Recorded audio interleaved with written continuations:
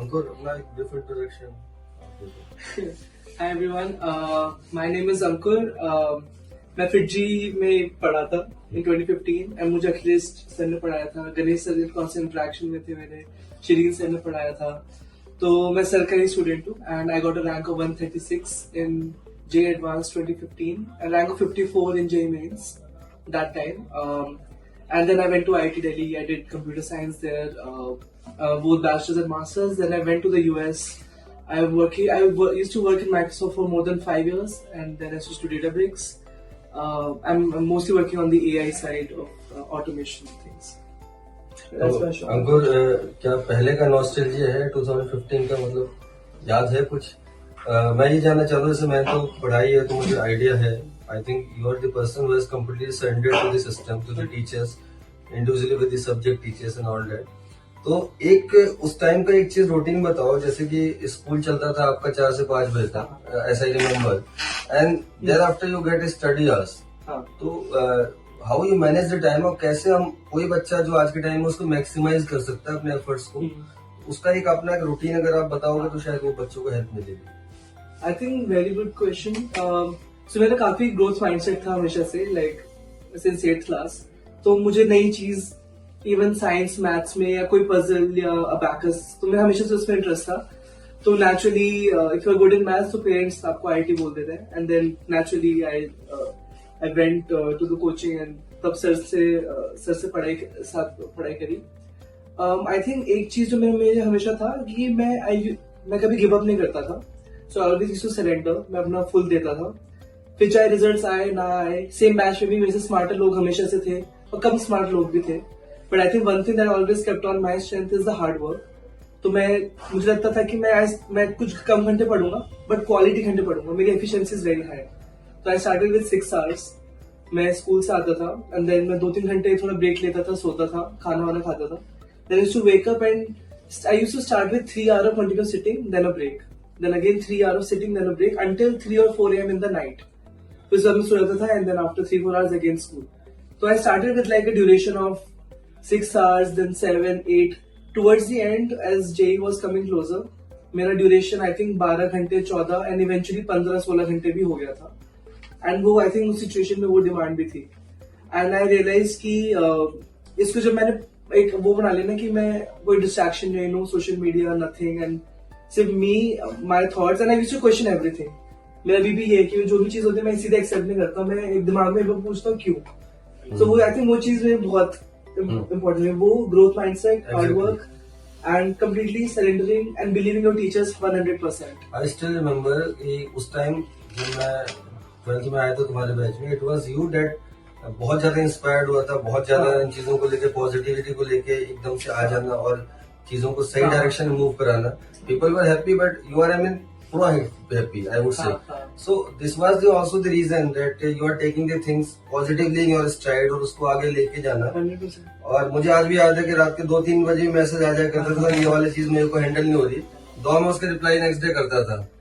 But it was like कि वो situation जो तुमने बताई थी, जो थी उस मोमेंट पे, और प्रोएक्टिवली चीजों को करना और ये सोचना मुझे बेनिफिट देखना है कि कहाँ पे बेनिफिट है. 11th के बच्चों के साथ में बैठ के पढ़ना, and that was very tough decision and you have taken that decision. तो एक जो चीज होती है कि अपने बारे में पता होना कि मुझे क्या रिक्वायर्ड है वो करना, और बाकी लोगों के प्रेशर में ना आना. क्योंकि तुम्हारे साथ ऐसे भी बच्चे थे जो नहीं करते थे काम, नई शीट्स उतने सॉल्व करते थे, still you were able to do. तो ये अपने आप में, मतलब ऐसे टीचर मैं अपना बता रहा हूँ, और तुम भी इस बारे में थोड़ा इंसाइट दो. हाँ, मतलब मेरे में कभी ऐसा नहीं था कि मैं 11th वालों के साथ नहीं पढ़ूंगा उन टॉपिक्स पे जो मेरे वीक है. सो आई डेफिनेटली न्यू कौन सी चीजें मेरी वीक है, कौन सी चीज मेरी स्ट्रांग है, जिस पे कम रिवीजन चाहिए, कौन सी चीज पे मुझे फिर से काम करना है. तो मैं सर के साथ, मैं 11th के बच्चों के साथ closer to JEE, I think 3-4 months before JEE, मैं उनके साथ बैठ के एक्चुअली फिर से वो टॉपिक फ्रॉम द स्क्रैच पढ़ा है, करा है. एंड आई थिंक मेरे में ये था कि यार ये गैप्स नहीं रहने चाहिए.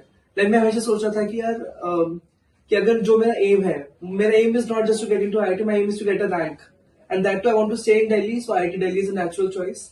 एंड उससे भी कंप्यूटर साइंस, तो you have to be really good, you can't leave such bottlenecks.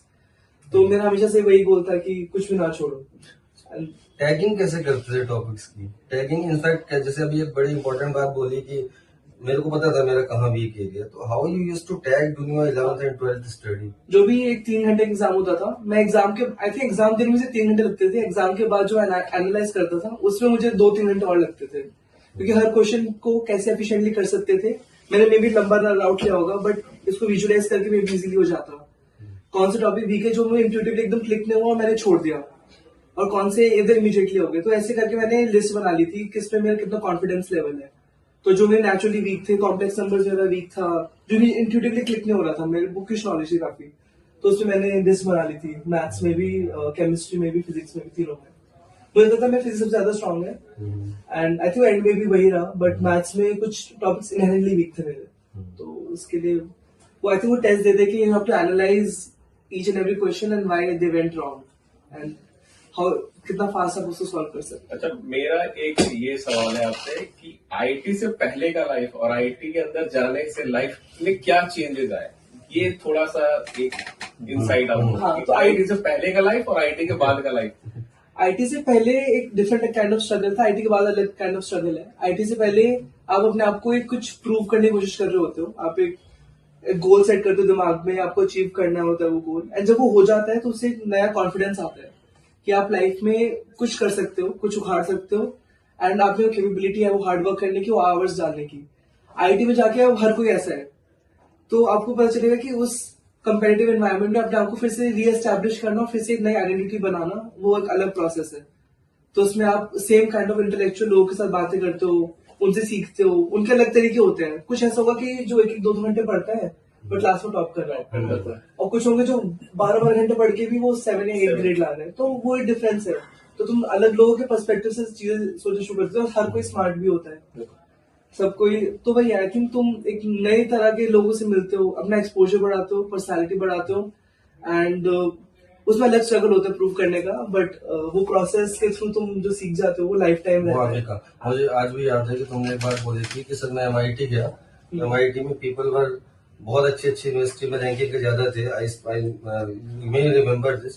तो लेकिन उन्होंने प्रोफेसर ने मुझे इस तरीके से इंटेक लिया कि भाई इंडिया से आया है और पूरा खप के आया होगा, इतने बड़े कॉम्पिटिशन से आया, तो they has taken me so positive.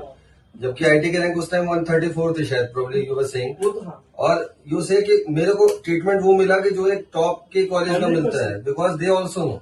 I think if you're from IIT in India, gone through the process, got a rank in the top, they know, people in the US, UK, everybody knows किस process के through तुम गए हो, तुम्हारी क्या capability है, तो वो एक काफी वैल्यू ऐड कर देता है कि रिकॉग्नाइज कर देता है। और वो मानते हैं इस चीज, मानते हैं 100%। आई वुड से कि कोई अगर बाहर की यूनिवर्सिटी में पढ़ने की सोच रहा है कि आईआईटी से बेटर रैंक है, it's better, it's not think like that. मतलब मेरा मानना है ऐसा सोचना नहीं चाहिए। आईआईटी में सब कुछ हो रहा है जो बाहर स्टैनफोर्ड एमआईटी में हो रहा है, Exactly, इवन मोर हो रहा है, बल्कि बाहर की ग्रेडिंग लीनियंट होती है। एग्जैक्टली। तो आईआईटी के जो प्रोसेस है, जो इंजीनियर्स निकल के आते हैं, वो क्यों वर्ल्ड क्लास होते हैं, वो इसीलिए होता है, and they recognise international acclaim है उस चीज का। एक बड़ी इंपॉर्टेंट बात है सर, जो इससे मैंने पूछी थी, बहुत पहले की बात है, कि मेरे को आके इसके जूनियर्स और सब बोलते थे, आईआईटी दिल्ली में था, कि सर उसका तो हर जगह है, बहुत मतलब एक इसका नाम देता है, बहुत फोड़ू बच्चा है, हर जगह सेलेक्ट हो जाता है, जहां का एग्जाम देता है वहां सेलेक्ट,